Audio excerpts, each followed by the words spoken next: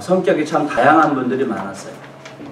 성격이 급한 사람, 또 계산력이 빠른 사람, 또 차분하고 조용한 사람, 생각이 많은 사람, 또 자신의 나라 이스라엘을 로마로부터 독립시키겠다는 독립투사들, 이런 다양한 부류의 사람들이 모였습니다.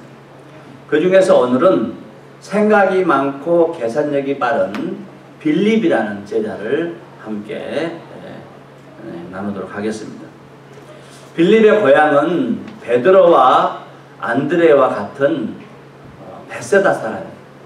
갈릴리 약간 북쪽에 베세다라는 지역이 있는데 그 지역에서 베드로와 안드레 또 빌립이 고기를 잡고 살았어요. 어부였어요. 직업은 어부. 빌립이라는 이름은 말을 좋아하는 사람, 타는 말 있지 않습니까? 타는 말을 좋아하는 사람이라는 그런 뜻을 가지고 있습니다. 알렉산더 대왕이 유럽을 정복하고 아시아를 정복했어요. 나중에 인도를 정복하다가 이제 죽지 않습니까?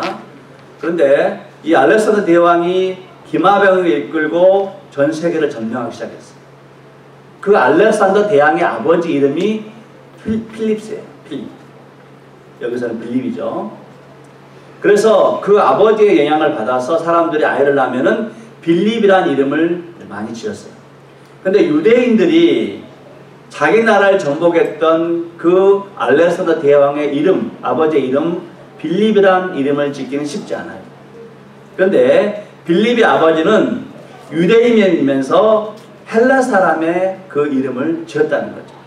그만큼 이 빌립은 고기 잡는 어부였지만은 그 집안의 분위기가 개방적이고 이방 문화에 열려있는, 또 생각하고 또 합리적인 그런 사고를 가진 그런 집안에서 자랐다고 말할 수 있습니다. 오늘 주님께서 빌립을 통해 주시는 첫 번째 메시지는 예수님을 따르는 사람들은, 예수님의 제자가 되고자 하는 사람들은 믿음으로 예수님을 따라야 한다는 말씀입니다.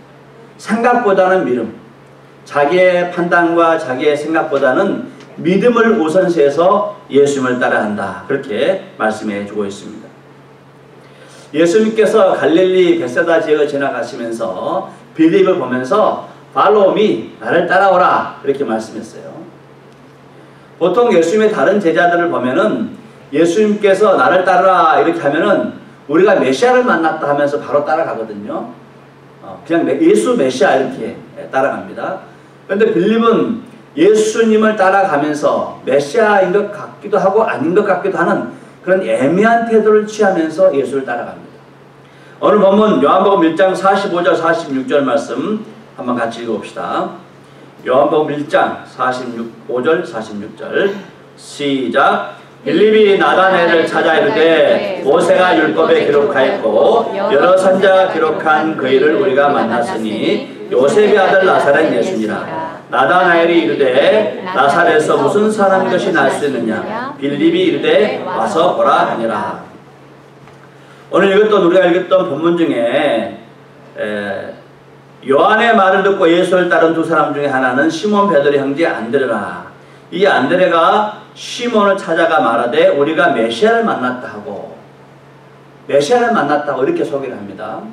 그런데 빌립은 그의 절친 나다나엘을 찾아가서 모세가 율법에 기록하였고 여러 선자가 기록한 그 일을 우리가 만났으니 요셉의 아들 나사렛 예수니라, 이렇게 말합니다.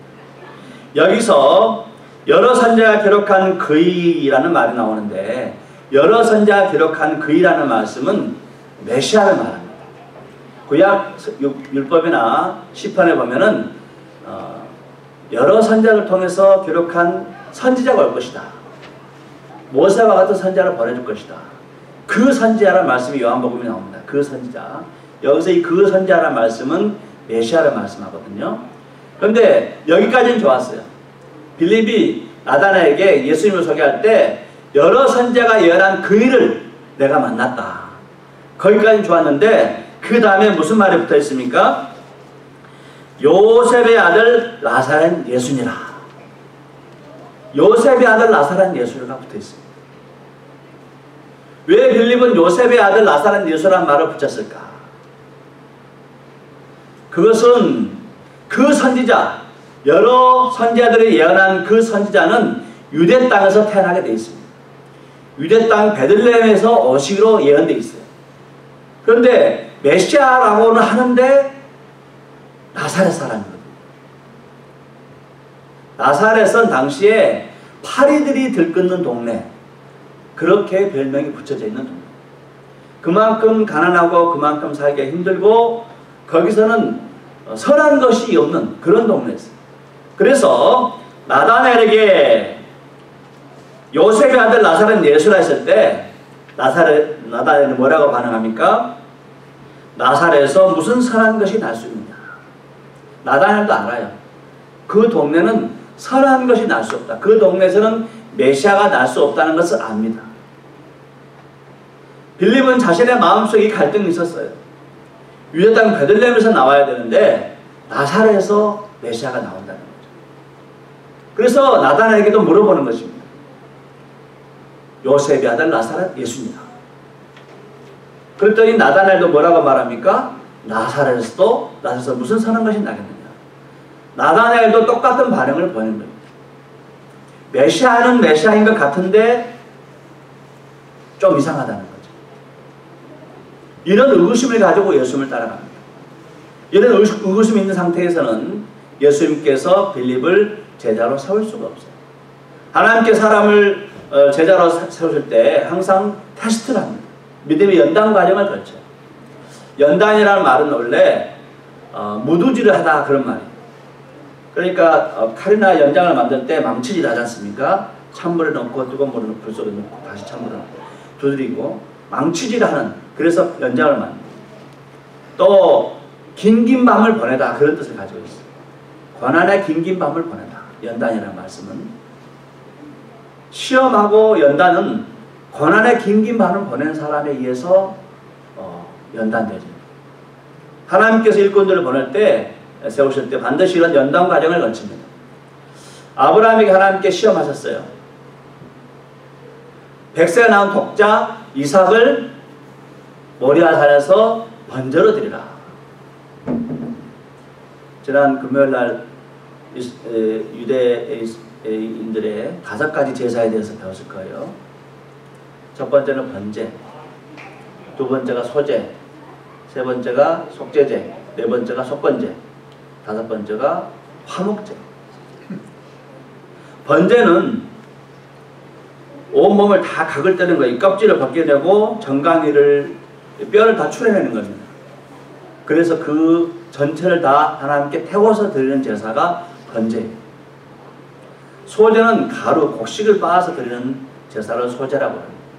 속제제는 짐승의 피를 가지고 하나님께 뿌림으로 드리는 제사를 속제제라고 합니다. 속건제는 부지 중에 성물을 만졌거나 또 다른 사람에게 피해를 끼쳤거나 이랬을 때 드리는 제사가 속건제예요. 그 다음에 화목제는 감사하고 기쁘고 즐거운 일 있을 때 하나님께 드리는 제사가 화목제입니다. 번제라는 것은 모든 걸 태우는 거예요. 이삭을 번제로 드리라는 거예요. 이삭을. 아브라함이 주저없이 이삭을 묶고 칼을 잡고 껍질을 벗겨서 뼈를 다 추려내는 그런 일을 하려고 칼을 든 거예요. 이제 이미 아브라함 마음속에는 애를 죽이고 뜨겠다는 그 마음 다 서 있어요. 그걸 보시고 하나님께 천사를 보내서 중지시키죠. 네가 아들 이삭보다도 나를 더 사랑한 줄 이제 알겠다. 그러면서 하나님께서 아브라함에게 복을 주시고 창대케 하고 창대케 하겠다는 그 약속의 말씀을 다시 한번 해주십니다. 마찬가지로 하나님께서 예수님께서 빌립을 하나님의 제자로 사용하실 때 이 상태로 두면 안 돼요. 빌립을 시험에서 연단시키길 원하세요. 광야에서 빈들에서 말씀을 증거하실 때 날이 어두워졌어요. 집으로 보내야 되는데 너무 거리가 멀어요. 가다가 배고파서 죽을 것 같아요. 기진할 것 같아요. 그래서 빌립을 시험하고자 빌립에게 말씀하세요. 우리가 어디서 떡을 사서 이 사람들을 먹이겠느냐? 우리가 어디서 떡을 사서 이 많은 사람들을 먹이겠느냐? 당시에 남자만 5,000명이, 아이들과 부녀들과 합치면은 10,000명이 넘는 어마어마한 군중들입니다. 빌립은 생각이 많고 계산이 빠르다 했죠. 무리를 훑어보더니 주님, 최소한 200데나리온의 돈이 있어야 되겠습니다. 200데나리온이라는 돈은 지금 말하면 거의 2천만 원에 해당되는 돈입니다. 2천만 원 해당되는 돈이 있어야겠습니다. 그리고 그 돈이 있다 하더라도 이 많은 무리가 동시에 들어가서 먹을 식당도 없고 빵도 없나이다. 얼마나 정확합니까? 얼마나 계산력이 빠릅니까? 주님께서는 빌립에게 그걸 원하는 건 아니었잖아요. 빌립에게 요구한 것은 주님이 한번 어떻게 해보십시오. 그렇게 하기를 원하거든요. 주께 답이 있습니다. 그렇게 하기를 원하거든요. 근데 빌립은 계산이 먼저 앞섰어요. 이때 안드레가 어린아이가 가져온 도시락, 보리떡 5개와 물고기 2마리를 가지고 주께 옵니다. 주께서 보리떡 5개와 물고기 2마리를 축복했습니다. 축사하셨다. 축복하시고 감사했다. 그리고 제자들한테 나눠주는 거예요. 나눠주는데 제자들이 그 도시락을 들고 나눠주는데 고기를 나눠주면 또 있어요. 나눠주면 또 있어. 떡을 나눠주면 또 있어. 이게 사람의 계산이나 생각으로는 도저히 이게 해결이 안 되는 문제입니다. 수만 명에게 나눠줘도 또 있고 또 있는 거예요. 먹고도 12강들이 하나. 정말로 기적적인 것을 참아. 그때 제자들이 모두 이분이 전부터 예언된 그 선지자구나. 그 메시아구나 하는 것을 모든 사람이 다 알게 된다는 거죠. 사랑하는 성도 여러분들, 예수를 따르는 사람들은 생각보다 계산보다도 믿음이 앞서야 돼요. 생각도 하고 계산도 하고 다 측량도 해보고 측정도 해봐야 돼요. 그러나 그 어떤 환경이든지 간에 믿음보다 앞서면 안 된다는 거죠. 믿음이 항상 우선시해요. 믿음이 무너지면 다른 거 다 무너집니다. 특히 우리가 예수의 사역을 하고 예수 그리스도의 사역을 감당하는 사람들인데, 예수의 제자들인데, 예수의 제자들은 무엇으로 예수를 증거하게 되는 것인가? 그래서 우리의 믿음을 통해서 예수가 증거되는 거예요. 세상 사람들하고 우리하고 별 차이가 없습니다. 똑같이 공부하고 똑같이 먹고 똑같이 차 타고 똑같이 돈을 벌고 똑같습니다. 그들과 우리와 차이가 있다는 것은 믿음이에요. 예수 믿는 사람들은 믿기 때문에 뭔가 다른 것입니다. 믿기 때문에 그 사람들하고 우리가 저 사람들은 다르구나. 그때서 깨닫게 되는 것입니다. 믿음으로 했을 때 그 사람들이 예수 그리스도를 인정하게 된다는 말씀입니다. 히브리서 11장 6절 말씀 다 같이 한번 읽어봅시다. 히브리서 11장 6절 시작. 믿음이 없이는 하나님을 기쁘시게 하지 못하나니 하나님께 나아가는 자는 반드시 그가 계신 것과 또한 그가 자기를 찾는 자들에게 상 주시는 이심을 믿어야 할지니라. 믿음이 없는 사람은 하나님을 기쁘게 하지 못해요. 하나님께 나아가는 자는 그가 계신 것과 그가 자기를 찾는 자들에게 상 주신 그런 분이심을 믿어라. 이렇게 말씀드리고 있습니다. 사랑하는 성도 여러분들, 우리가 믿음으로 반응하고 믿음으로 나아가고 믿음으로 구하면 주께서 그 믿음 통해서 영광을 받아주세요. 그렇기 때문에 우리가 믿음으로 구하고 믿음으로 반응하고 믿음으로 나가면은 주께서 응답하시고 우리에게 축복해 주신다는 말씀입니다. 이 사실을 기억하면서 믿음으로 구하셔서 은혜 받으시고 그를 통해서 그리스도를 높일 수 있는 우리 모든 성도 되기를 주님의 이름으로 간절히 축복합니다. 아멘. 두 번째 메시지는 믿음이 무너지면은, 주님의 제자들이 믿음이 무너지면은, 믿음이 끊어지게 되면은 그 다음부터는 하나님을 의지하는 것이 아니라 사람을 의지하게 된다는 사실. 사람에게 자주 가요. 주께 기도하고 주께 의뢰하고 문제가 있으면 주께 나가야 되는데 문제가 있으면 사람한테 갑니다. 사람에게 비비고. 우리는 빌립이 예수님께서 오병이어 사건을 통해서 보리떡 5개 물고기 2마리를 가지고 5,000명을 먹이는 이 사건을 통해서 빌립이 정말 이제 믿음이 견고하게 됐을 거라고 생각을 합니다. 그러나 빌립이라는 사람은 그렇게 한두 건의 그런 사건을 보면서 예수를 메시아로 확실하게 이렇게 굳힐 수 있는 그런 마음의 구조가 아니에요. 이 사람의 마음 구조는 굉장히 복잡합니다.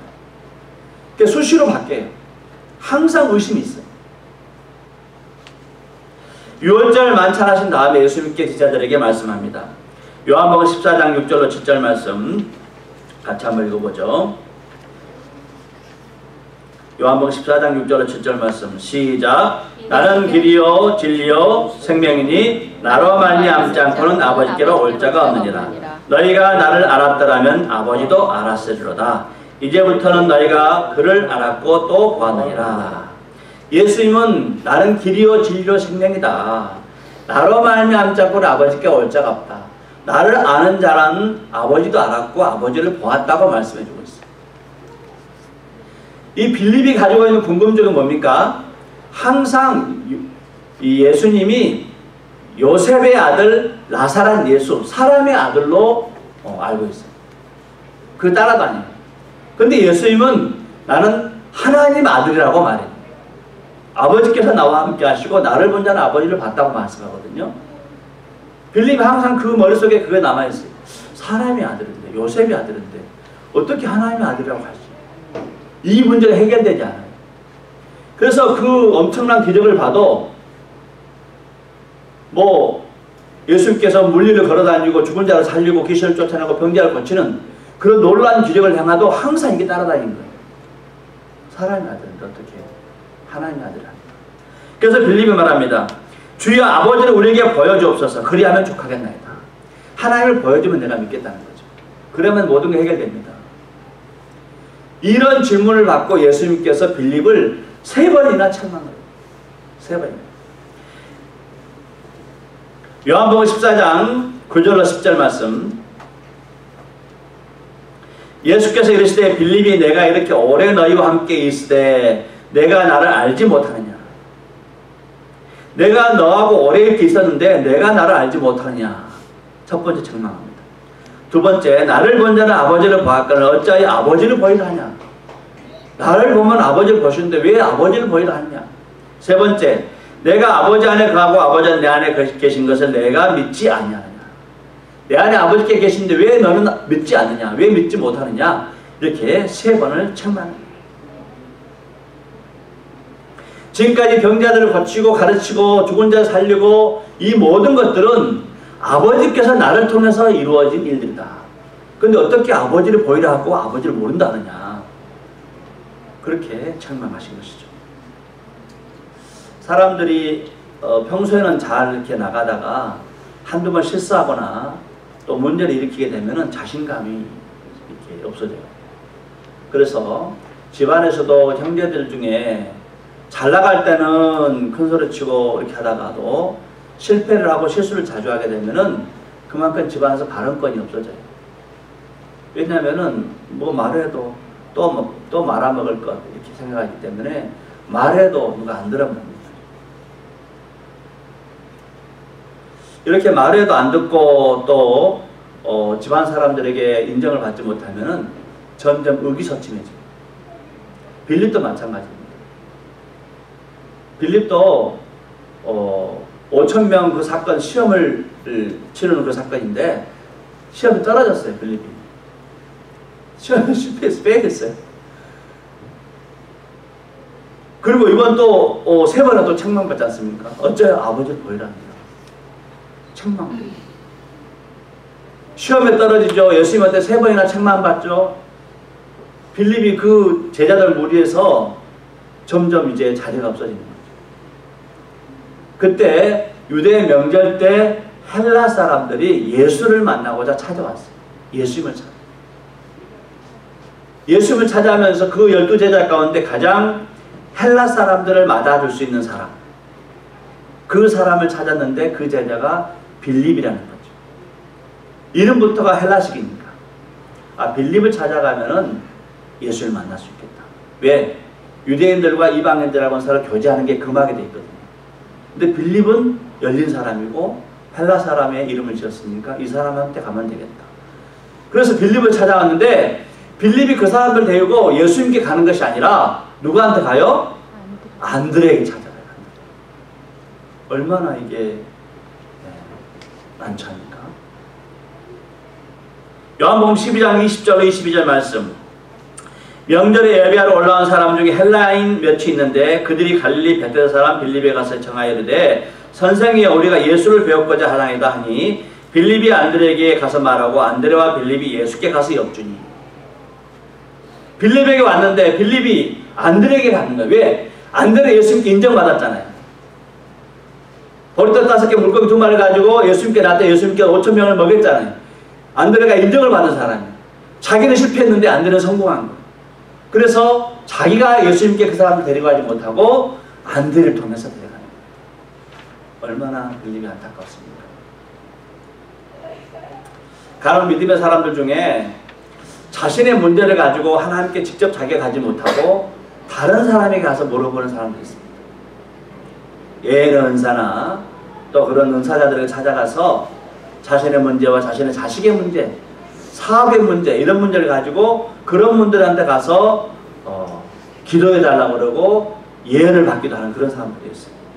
물론 구약에 보면 그런 사건들이 있습니다. 거기서 더 심하면은 점쟁이를 찾아가요. 점쟁이를 찾아가서 자신의 장래를 물어보는 거죠.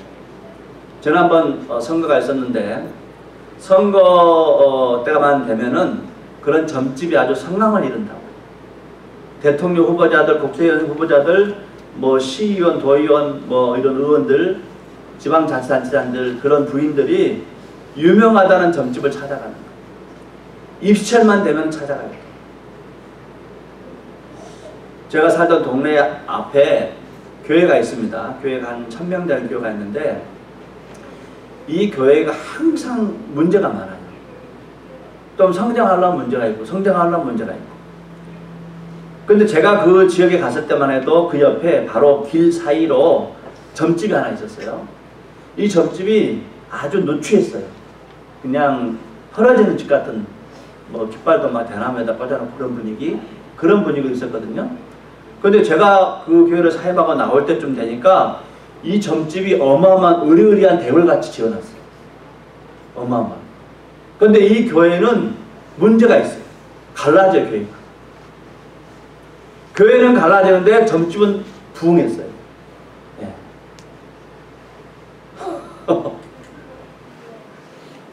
점집은 부흥해요. 사람들이 개인의 문제가 있을 때 스스로 하나님께 나가요. 왜? 자기가 기도가 자기가 했을 때는 하나님께서 응답해 주지 않는다고 생각하기 때문에 그렇습니다. 빌립이 그래요. 자신감이 결여됐어요. 안드레를 통하면 될 것이다. 믿음의 사람을 통해서 하면 내 기도가 응답될 것이다. 내 문제가 해결될 것이다. 자기 스스로 해결하지 못해. 믿음의 종들, 하나님의 사역자들도 보면은 가끔 부모님의 기도와 주변 사람들이 권해서 목회 길로 가시는 분들이 있습니다. 신대원 시험 볼 때 인터뷰를 하거든요. 면담을 합니다. 그때는 당신은 왜 신학교를 지원했습니까? 그때 뭐 신학생들이 많이 이야기했습니까? 기도하다가 응답받아서 나왔습니다. 부모님이 가라 해서 왔습니다. 또 그거 하면 저한테 어울릴 것 같아서 왔습니다. 기도해서 응답받았던 사람들하고 주변에서 권해서 왔습니다. 부모님이 서원끝에서 왔습니다. 이런 사람은 다 떨어져요. 죄송한데 다 떨쳐버립니다. 왜? 본인의 헌신이 없기 때문에 그렇습니다.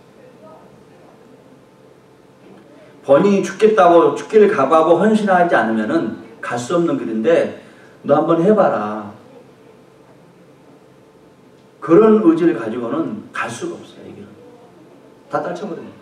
삼수사수 오수합니다. 실력이 없어 떨어졌다고 하는데 내면에는 그런 내면이 있습니다. 가장 성경적인 방법은 내가 하나님께 헌신하기로 결단해서 내가 이 일이 선하고 아름답게 보여서 내가 하나님께 충성하기 위해서 이 길을 가기를 원합니다. 이게 정답입니다. 믿는 사람들 자기네 문제를 가지고 다른 사람한테 찾아가지 마세요. 다른 사람한테 기도 부탁하기 전에 본인이 먼저 기도하세요. 다른 사람이 문제를 해결해줘도 결론적으로 자기가 문제를 해결을 받지 못했기 때문에 또 갈등하는 것입니다. 만약 빌립의 신앙이 안드레를 의지하는 그런 믿음으로 그런 단계에 머물렀다면 빌립은 예수님의 제자가 될 수가 없었습니다. 문제 있을 때마다 안드레를 찾아가는데 어떻게 문제가 해결됩니까? 문제 있을 때마다 형제한테 전화하고 가족들한테 전화해서 해결해 달라고 하는데 어떻게 그 사람의 신앙이 성장하겠습니까? 본인이 결단하고 본인이 주님을 만나야 되는 것입니다.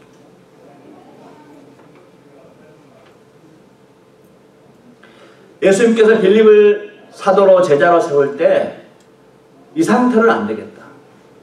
그래서 예수님께 친히 빌립을 만나주십니다. 요한복음 21장 2절 말씀 같이 한번 읽어봅시다.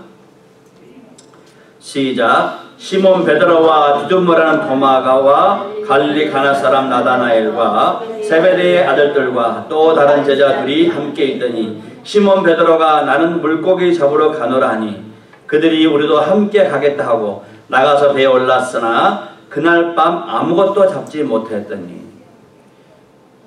예수님의 제자 가운데 어부 출신 제자가 7명 있어요. 이분들이 예수님께 십자가 못 박혀 돌아가시자 바닷가로 갔어요. 다시 고기 잡으러. 거기에 보면은 베드로와 도마와 나다나엘과 세베대의 아들들은 둘이에요. 야고보와 요셉. 그리고 나머지 두 사람이 바로 안드레와 빌립입니다. 이 7명이 예수님의 고기 잡는 어부 출신 제자예요. 예수님께서 갈릴리에 고기 잡고 있는 그 제자들에게 아침에 오셔서 고기를 구워놓고 조반 아침으로 초대합니다. 요한복음 21장 12절 말씀 다 같이 읽어봅시다. 시작. 예수께서 이르시되 와서 조반을 먹으라 하시니 제자들이 주님이신 줄 아는 거로 당신이 누구냐 감히 묻는 자가 없더라. 조반을 차려놓고 먹으라 하니까 제자들이 주님이신 줄 아는 거로 당신이 누구냐 감히 묻는 자가 없더라. 답할 필요가 없습니다. 말할 필요가 없습니다. 물을 필요도 없습니다. 이제는 그냥 믿는 거예요. 부활하시고 살아계셔서 다시 찾아와 주시고 예수님을 버리고 도망갔던 베드로를 만나 주시고 죽기까지 충성했던 그 모든 제자들 다 도망갔지만은 다시 찾아와 주셨어요. 의기실천에서 하는 일마다 실패했던 이 빌립을 주님께서 오셔서 와서 같이 먹자 초대해 주셨어요. 빌립은 이 은혜 감사해서 자신감을 회복하고 믿음을 회복하고 성령을 받은 후 지금의 터키 지역인 라오디기아 그 지역을 중심으로 복음을 전하게 됩니다. 이 라오디기아 지역은 큰 이런 우리나라 말하면 경기도와 같은 그런 지역 이름이 라오디기아예요. 한 동네 이름이 아니라 커요. 그 안에 히에라폴리스라는 온천지대가 있습니다. 히에라폴리스를 다른 말로 말하면 파무칼레라고 말합니다. 이 파무칼레는 목화성, 목화꽃이 있었습니까? 목화꽃이 많이 피는 그런 성이라 해서 파무칼레, 목화성이라고 부릅니다. 멀리서 보니까 이 파무칼레, 이 동네가 하얗게 목화꽃이 피어있는 그런 산 전체가 그런 성처럼 보여요. 그래서 파무칼레라 불렀다는 거예요. 목화성. 그런데 목화를 많이 재배해서 목화꽃이 피어서 그렇게 된 것이 아니고 산 꼭대기부터 온천수가 흘러요. 온천수가 흐르면서 석회수 같이 섞여 있거든요. 석회수가 수천 년 동안 내려오면서 그 엄청나게 큰 산, 수백 미터 되는 그 산들을 다 석회수로 덮어서 하얗게. 멀리서 보니까 목화 꽃밭이 있는 거예요. 그래서 파무칼레라고 불렀다는 거죠.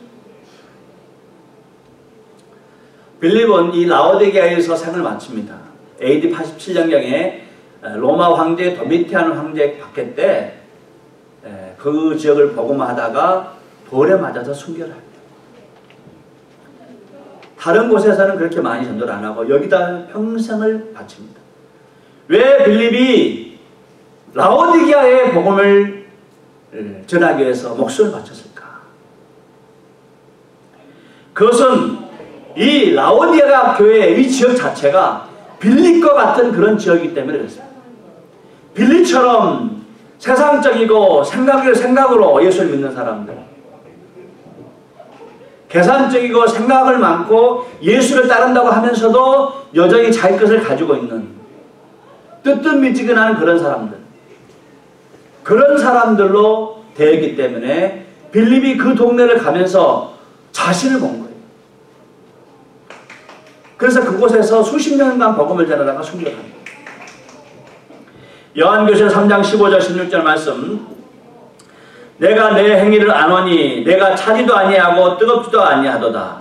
내가 차든지 뜨겁든지 하기를 원하노라. 내가 이같이 미지근하여 뜨겁지도 아니하고 차지도 아니하니 내 입에서 너를 토하여 버리리라. 산에서 온천이 내려올 때 처음에는 뜨겁겠죠. 내려오면서 점점점 수백 미터 내려오면서 다 식어버려요. 그래서 미지근해지는 것입니다. 예수님께서 라오디게아의 교인들을 향하여 뜨겁든지 차든지 하라. 미지근하면 내가 토하여버리겠다. 예수를 따르려면 확실히 따라라. 주님을 섬기려면 확실히 섬기라. 대충 예수를 믿는 것 같이 하면서도 또 세상적으로 놀고 그렇게 미지근하게 세상 예수를 믿지 말라는 거죠. 그래서 주님께 책망합니다. 요한계시록 3장 19절 말씀, 물은 내가 사랑하는 자를 책망하여 징계하노니 그러므로 내가 열심을 내라 회개하라. 라오디게아 교회만큼 예수님께 책망받은 교회가 없습니다. 심하게 책망을 받습니다. 왜? 사랑하니까. 내가 사랑하는 자를 책망하여 징계하노니. 미지근한 믿음을 보이기 때문에, 빌립 같은 그런 믿음을 보이기 때문에 빌립이 그 백성들을 사랑해서 순교하기까지 복음을 전했던 것입니다. 우리의 주님의 비전은 이런 라오디게아 같은 이런 교인들도 회개시켜서 주님의 상에서 주의 보좌 앞에서 같이 앉아서 식사하기를 원해요. 그게 주님의 비전입니다. 주께서 우리를 믿음의 사람으로 세워서 믿음으로 충성하는, 믿음으로 결단하는, 믿음으로 섬기는 그런 사람들로 만들어줘서 하나님 보좌에서 예수님 옆에 앉아가지고 같이 식당에서 먹고 마시는, 이게 바로 주님의 비전입니다. 예수님께서 제자들을 만나서 고기를 구워놓고 아침 식사를 같이 둘러 앉아서 먹는 그런 모습처럼 하나님 보좌에서 우리를 초대해가지고 예수님 옆에 우리를 앉게 해서 같이 식사를 하는 거, 이게 바로 주님의 제자.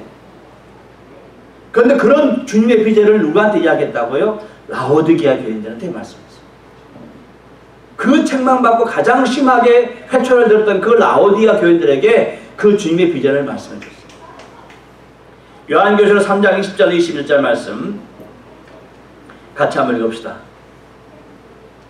시작. 볼지어다 내가 문 밖에 서서 두드리노니 누구든지 내 음성을 듣고 문을 열면 내가 그에게로 들어가 그와 더불어 먹고 그는 나와 더불어 먹으리라. 이기는 그에게는 내가 내 보좌에 함께 앉게 하여 주기를 내가 이기고 아버지 보좌에 함께 앉는 것 같이 하리라. 이기는 그에게는 내가 내 보좌에 함께 앉게 하여 주기를, 내가 아버지 보좌에 앉는 것까지 그 사람도 함께 해주겠다. 그리고 함께 먹고 마시게 해주겠다. 이게 바로 예수님의 비전입니다. 우리를 회개시키고 우리에게 열심을 품도록 우리를 충성하게 해서 결국 우리를 이기는 사람 되게 해서 하나님 보좌에 함께 앉아서 같이 식탁에 앉아서 먹고 마시는, 이것이 바로 믿음이 있는 것 같으나 믿음이 없이 행동하는 우리에게 주께서 말씀하시는 약속입니다. 그러므로 사랑하는 성도 여러분들, 사랑하는 자들에게 주께서 책망하십니다. 사랑하는 자들을 주께서 징계하십니다. 빌립을 징계해서 죄 사도로 쓴 것처럼 주께서 우리를 다시 한번 돌아보게 하시고 우리를 통해서 주의 일을 하게 하심으로 하나님의 뜻을 이루고자 하신다는 말씀입니다. 이 말씀을 기억하면서 우리 모두 빌립과 같으나 그러나 주님으로부터 다시 세움받아서 모두 주의 보좌에 앉아서 주와 함께 먹고 마시는 그날을 바라보면서 믿음으로 봉사하고 믿음으로 충성하고 믿음으로 반응하셔서 주께 영광 돌리시는 우리 모든 성도들 되기를 주님의 이름으로 간절히 축복합니다. 아멘.